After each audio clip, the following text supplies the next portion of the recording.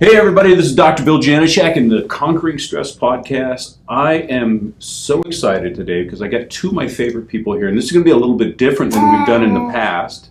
And we have a co-host here, so it's going to be awesome. Two of my favorite people. We've got Dr. Michael Pierce, who's actually we've had him on here before, and I always say that when I grow up, if I grow up, that he's who I want to be. And we've got James here from Float State. I always talk about we need a third place. You know, everybody has home and work, but we all need a third place to download where we can just feel at home. You know, if you guys remember Cheers, their little bar was a place. So since I don't have a bar to go to and I don't drink, I come here and we're at Float State. And we had the opportunity, all three get together, and you're in luck because I'm not going to talk that much. We're going to be a fly on the wall and get into the insights of what is floating. How does floating do? I've talked about it a lot here, and it's my favorite thing to do. I just kind of go quantum and I go full hippie in there, but I come out exhilarating, relaxed. This is the Conquering Stress podcast. So in order to conquer stress, you've got to take care of the physical, the chemical, and the mental. And this is definitely the mental, and we're going to talk in depth later on in the podcast about what exactly goes on. Is floating right for you? And I believe it is. So without further ado, here we go. Welcome. I'm Michael Pierce, and this is The Human Condition. What I'd like to do first is to orient ourselves to this office. We've got a beautiful office here with high ceilings. It's extremely welcoming. There's plenty of parking. It's a beautiful area to be in. And I wanted to walk with you through your facility and kind of start in a clockwise manner and go around the place. You start out by coming into the waiting room, and you see the waiting room, and you see the video that shows all the different services that are offered, and it's beautifully done. The cinematography is fantastic. And then you go to the right, and what do you see to your right? To the right, we have our cryotherapy room. So we do whole body cryotherapy, local cryofacials, and we also have Normatec in that room. Normatec. What is Normatec? They're compression fittings. It's very good for peripheral neuropathy, great for recovery. It just increases circulation, blood flow. And that circulates cold water through the compression, or is it just compression? These don't use cold water, just air compression. They have their patented massaging action in the Normatec. Fantastic. So how long is a session when a person does that? Normatec sessions are 20 minutes. And the cryo sessions? 3 minutes. 3 minutes. For our whole body. The local cryos are usually around 10 to 12 minutes. So people will stand in the chamber and they have their clothes off, Yep. And they're in there for 3 minutes, and what's the temperature? It gets down to negative 220 to negative 250 degrees Fahrenheit. That's amazing. So they can't touch anything while they're in there. Yeah, it's best, especially sensitive areas. That's not to try to lick the walls or anything. Yeah, that's right. No Christmas stories. Yeah, no nook for you. That's right.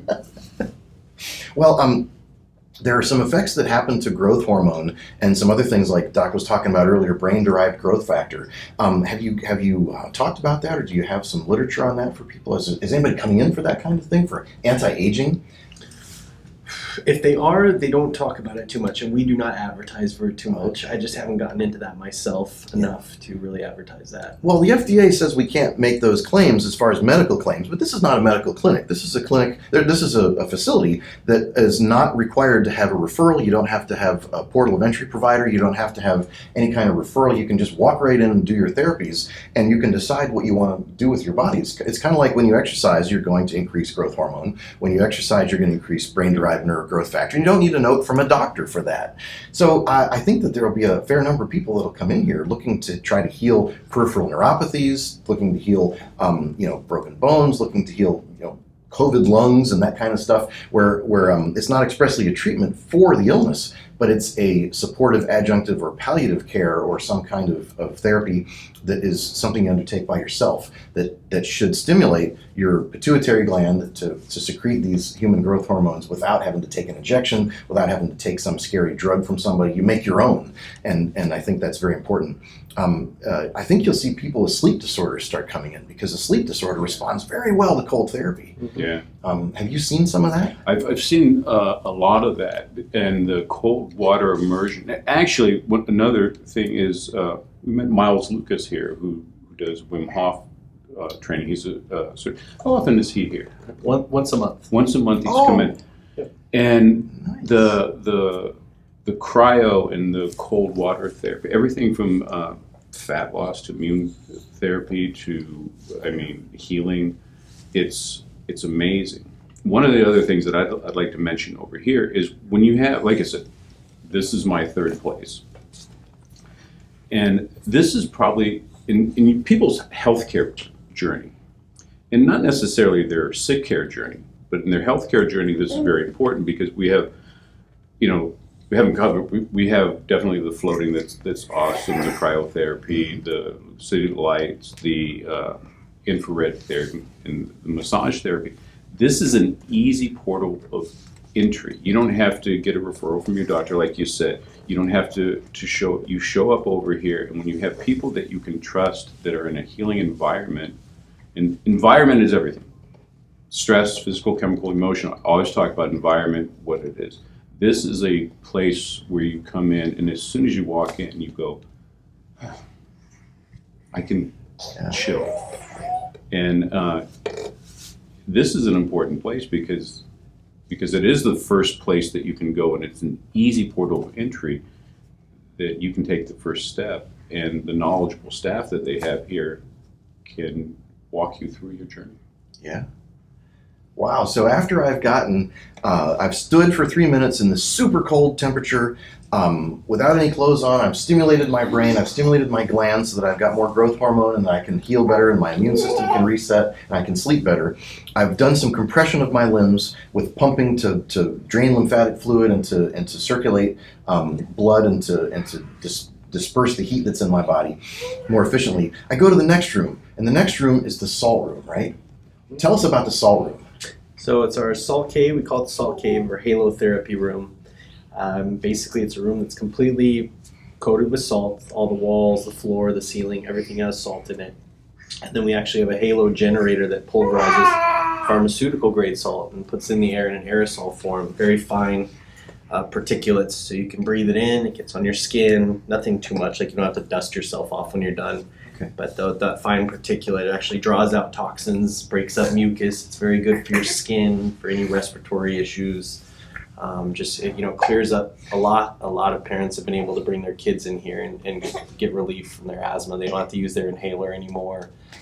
Really, really good for breathing issues. Oh, good. So that room is fairly large, right? It's like a sauna that multiple people can be in there at one time? Oh yeah, definitely. We usually keep it to about 5 or 6 people at the most in there, but it stays at its room temperature, so it's not hot like a sauna, but it is. I think our dimensions are 14 by 12 of that salt room. Perfect. How long do people spend in there usually? 45 minutes. 45 minutes. And they're breathing and they're relaxing, they're meditating, they're sitting upright, or do they lay down? Sit upright, lay down, however you like. You can lay on the salt. We also do massage in there, so you can get 60 or 90-minute massage in that room and get the benefits. On the of table? salt. Yeah. Oh, so do you do tables? Do you do massage chair? All table massage in there. All table massage? Very good. So you can book a table massage inside the salt room. That's amazing. I think that's really important because there's so many lung issues that are happening now after this pandemic. There's so many people that got either the original virus, or they got some other variant, or they got some non-COVID lung disease, because there's the cold and the flu didn't just go away during COVID, although number-wise it looks like it did because it wasn't being measured. However, the actual illnesses, we still had all these other respiratory illnesses. There's all kinds of viruses and all kinds of non-viral lung illnesses that people may have recovered from or partially recovered from. So while this is not a treatment for disease, again, we're not trying to advocate this as a treatment for an illness, a tit for tat. We're trying to talk about lifestyle things that help you get stronger and things that make you feel more resilient. Absolutely. Yeah. So after you've done something like that, when we go to the next room, what's next in our walk around the place? Around the place next we would have the infrared sauna. Infrared sauna. Now this is a large room again? Yep, that's a 5-person sauna. 5-person sauna. So it's just like a sauna. What temperature is it at? That stays at about 146 And degrees. it's dry, right? It's not a steam room. Correct. So dry heat and moist heat, oil heat versus water heat, all these things are different. So it's nice to know that this is a dry sauna, and that temperature was 146. Very good. So you can be in there. And what's most people's time spent in that room? That is 40 minutes. 40 minutes, okay. That's the average, yep. Perfect. So do you find that most of the people that are your customers that come here, do they book a serial bunch of procedures? They do one thing and then another thing and then another thing, and they just go through one after the other? 3 minutes here and 40 minutes here and 40 minutes there? Is that their usual type of thing, or do they come in for one thing at a time? The majority of our customers, I would say, float and massage. Those are the majority, and they'll do those together. That's a very common, popular thing. If they are going to do more than one service, we usually see people doing either cryotherapy, infrared sauna, and float, Okay. or infrared sauna, salt cave, and float. Mm-hmm. And what's the most popular order? Why do they pick a particular order of one thing before another? What makes them choose that? So we've gone, it seems like I'm constantly learning on this. I definitely do not have a set and It's okay. concrete way that it goes, Okay. but when I started doing this, I started to notice like I would like doing the cryotherapy before I would go into a float tank because the endorphin rush that you get from the cryotherapy. I prefer to do that. Now we've gotten into talking with the growth hormones and the heat shock proteins, cold shock proteins, and everything. To where some people would say it's better to do the sauna after you float, or do the cryo when you're all finished with everything. And it seems like people have very differing opinions on what's best to do first. So. Yeah. So if you're say a middle-aged female trying to heal from fibromyalgia, you might be different than a bodybuilder in their 20s who's trying to build mass and trying to do all kinds of things with inflammation and healing of muscle after a workout. Mm-hmm. So you could tailor your visit at this place. You could tailor your visit to decide what physiology you want to change with the help of staff as everybody learns, because we're all learning. This is new stuff, a lot of it. A lot of this is, and putting it together is quite new. It's very exciting. You've got it all in one place. So as we move out of that infrared sauna, what's next as we go down the hallway? Then we get into our floating areas where we have 5 float tanks. 5 float tanks. Now these are individual private float tanks, one person at a time? 2 of our float tanks are just one person at a time. The other 3 have the ability to float couples, so 2 people can float together if they like, or they're also set up for single floats. Okay, very good. And they are filled with salt. This is magnesium sulfate, or what is Epsom salt? The Yes. classic Epsom salt? 1,700 pounds of magnesium sulfate. 1,700. And how much water in there? Just like You know what? a bathtub? Realistic, it's very hard to gauge because right now there's about 300 gallons of solution, you would call it. So with that 1,700 pounds of Epsom salt, we put in, I would say, not even 100 gallons of water that makes that complete solution. So, Wow, it's like being in a margarita. Yeah. it's viscous. It's Yeah. wonderful. Yeah. It is, and the results don't leave you, problematic afterwards. That's right. Well, that's incredible. So, how long do people spend in those tanks when typically? 60 minutes. 60 Our common floats are 60 minutes. 60 minutes. All right. So I'll be having you repeat a few things once in a while here as we go, but that's okay. Because we're trying to do like a virtual tour so we can understand, what to expect when you come in and what it's like in here. Because you look outside and you see this beautiful facade in the front, and you think, oh, well, it looks like a massage place, or it looks like a gym or something. But it's just beautiful. When you come in, you got to realize that there's some different technology here than you might be used to. Yeah, it's amazing too, because, and as you start going, some people, I've referred lots of people over here, I'm a huge advocate, but they'll come in, I'll say, well, you got to go float. And then once they get into the float, they say, well, what's that big machine? I say, well, that's cryotherapy. What does that do? And what does this do? And I think and as someone who sees the benefit in one thing, they're going to go, well, what's next? And what's next? And, and once they start feeling better, I always say health leaks. You're going to like, well, I feel this good and I didn't know about that. Well, what do I got over here? And that's Very good. Yeah, it's awesome. Yeah. Well, you guys, not everybody knows about these lamps behind us. Can you tell us a little bit about these lamps and what they are for those who don't? I've got them at home, and I absolutely love these things. But can you guys talk about these lamps and what they are and what they do and why we have them here? They're Himalayan salt lamps. They come from Pakistan. I'm pretty sure these ones come from Pakistan, and they look beautiful. They are complete. They're solid Himalayan rock salt. They just have a beautiful ambience to them. Now, when it gets into the negative ions and everything, I tell people, if you believe they're doing something, they're probably doing something. So I don't know too much about the science. And Sure. So they're hollowed out and there's a light underneath them? correct. Okay, sure. So the ion thing is very useful. We're close to the ocean anyway. I mean, not exactly that close to the ocean, but we're closer than most of America to the ocean. And that's where most of us get our source of negative ions, but this is another way to get negative ions aside from being near the ocean. Because you don't get it from fresh water, you don't get it from bodies of water. So, yeah, I would back up and explain the negative ions. And one of the things that I always tell my patients, so like I'm a huge proponent of grounding, and Wesley can ground too. So that as, and I explain we can go science or we can go hippie. Sure. And so if people want to go hippie, I say, hey, you're connecting with the earth, we're all connected, it's an energy exchange going on, and once we're there, we're going to be like totally at one with Mother Nature. From the science portion of it, negative ions are healing. And there is a physical exchange of the negative ions between us and the earth. The earth is basically a giant magnet. And so as you're pulling off, those negative ions are actually anti-inflammatory. And I always tell my patients, I said, you know that this is true because if you've ever been around a body of water, or if you've taken I think in Japan they call it a forest bath, where you just walk in nature, where you have skin on touching something with negative ions, you always wake up the next day early and refreshed. And interestingly, that's supposed to be our natural state, and we don't get into that.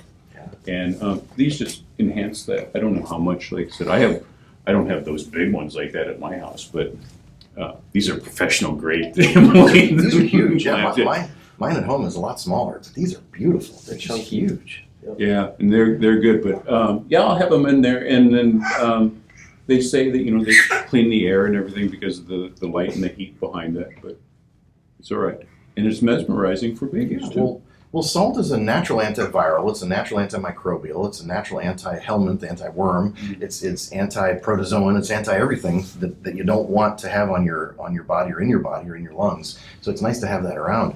When you're in the float tank, your general disposition is that you're depriving yourself of sensation. You're floating. You don't have to hold up your limbs. You don't have to, even when you're laying in bed, you have to hold yourself up to some degree if you're laying on your side. You don't have to hold anything up. You're completely buoyant, and you don't have to worry about sinking. Because I'm one of those people who, when I get in the water, I sink. I just sink right to the bottom, so I don't float very well.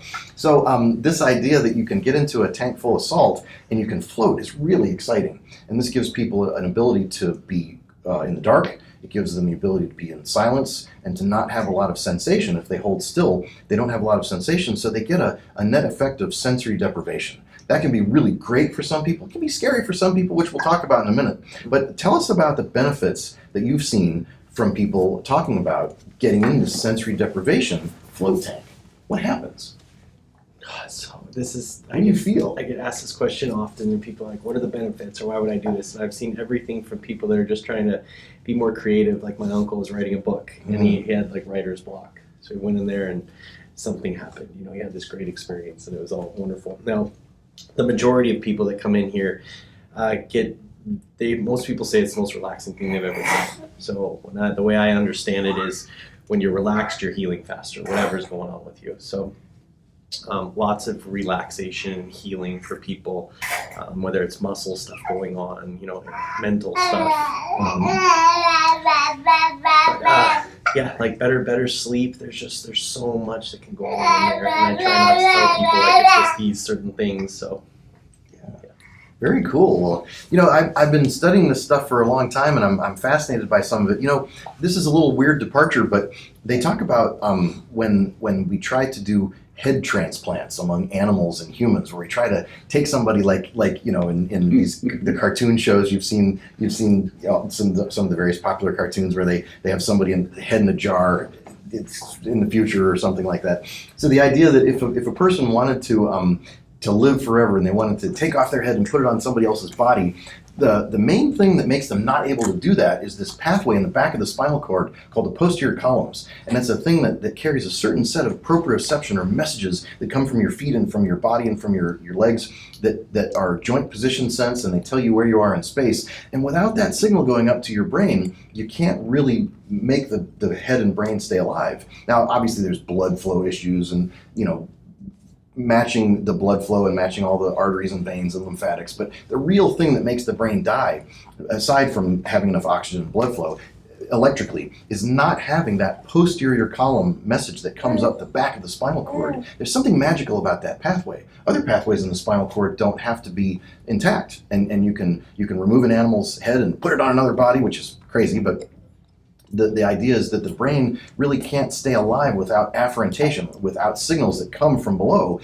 and the most important ones are those posterior ones in the back of the spinal cord. So I'm fascinated by the idea that when you lay down in the float tank, that you don't have this proprioceptive noise, the constant, where's my foot, where's my leg, where's my hand, where's my knee, and people have to use the psychedelic to get to that place where they don't care or know where their elbow is and their arm is and their jaw is and their tongue is and their toes are and all that. So it's nice to be able to give people a chance, because some people are afraid of psychedelics. They don't want to do psychedelics, and other people are perfectly happy to do that. So this gives people a chance to try something that is very safe for them, that is far less likely to cause any kind of brain reactions or trigger a psychotic event, which can happen to some people. Again, we're not talking down about psychedelics. I'm actually quite a fan of the science of psychedelics, but there is a risk among certain people that have a genetic familial risk for psychosis or schizophrenia. In some cases, they can have a psychotic event triggered by a mushroom or by some kind of psychedelic drug. It's rare and it's small, and some people get around it using microdoses. But some people just can't do that, or they're afraid to do it, or they have religious reasons that they don't want to do that. And so this gives them a chance to tune in and drop out and I think you just took us back 7 That's years. That's right. Like that. That's right. So they can do it naturally. I have a question though, because you just brought up an interesting state with the posterior column, and like Mike said, that's what controls our motor movement and coordinates the brain. And I'm thinking, I wonder if because of the massive amount of magnesium in the water that we're not totally, it's not total deprivation, but we're still getting proprioception stimulation on that. Because when I explain, I use rock tape, and which is just kinesio tape that we can put on to stimulate. And the way I explain to my patients, I said, well, you know what, when I spoon you in the morning and you talk and we cuddle like that, I'm a lover, so I can use those analogies. Or it's the same thing as if we go to milk a cow and then you put it and you put a pressure on it, and that pressure allows you to relax, which is sounds counterintuitive. But I wonder, just because the ambient pressure of the salt, it gives a quiescence to the nervous system, but not a stimulation. It would be correct? Net less stimulation. It's not zero. You're never going to get zero. Yeah. But you're getting net less. And if you don't move much, if you're not, trying to make snow angels in the thing, then you're going to get that sensory deprivation that you're looking for if you want it.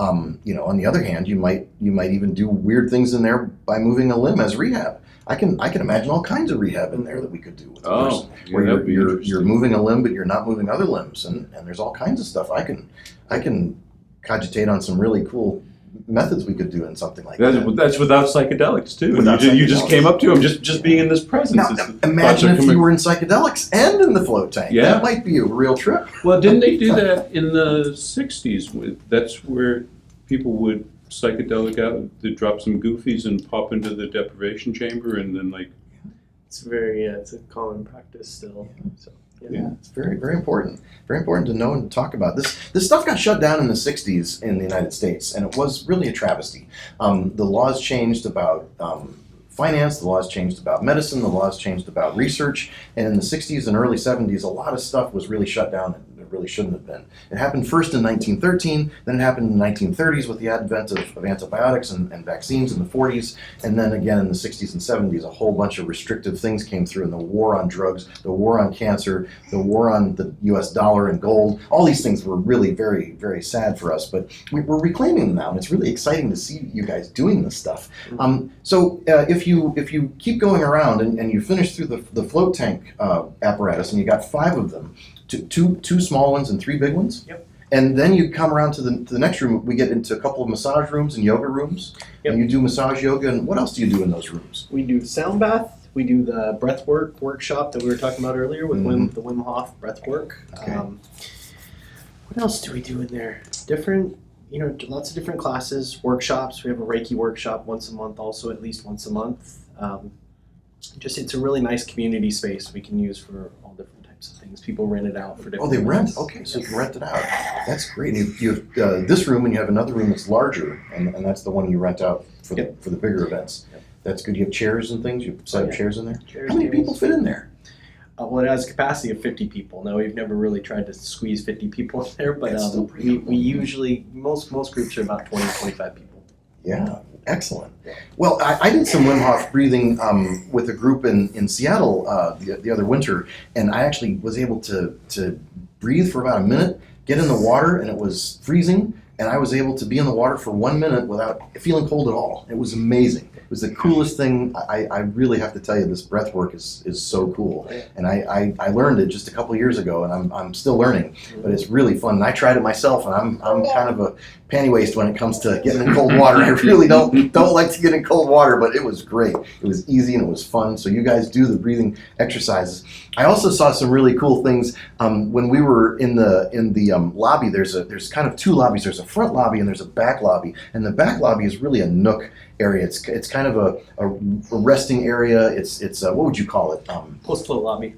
Post-float lobby. So the after float, après float lobby. Yeah. So in the après cocktail hour area, you can sit back there and you can look at some fantastic books. One of my favorite things to come into a new clinic or to come into a new facility or non-clinic or gym or retreat center is to look at what the books are. And you guys have some of the coolest books back there. So when you get here, go into the back, have some tea, sit down, get a bathrobe on, pick up the books and take a look at what's back there. There's some amazing self-discovery and self-transformation books that you don't see in most places, and I was really happy to see that collection. Yes, and you were too, weren't you? That's right, you were. So as you come around to the next room, there's another room over here, and what is going on with the light therapy in there? What is that? Yeah, so that is our Lucia number 3 hypnagogic light, and that light uses 1 halogen and 8 LED lights around it to put you into a hypnagogic state. When you come in for a session for that, you just lay back.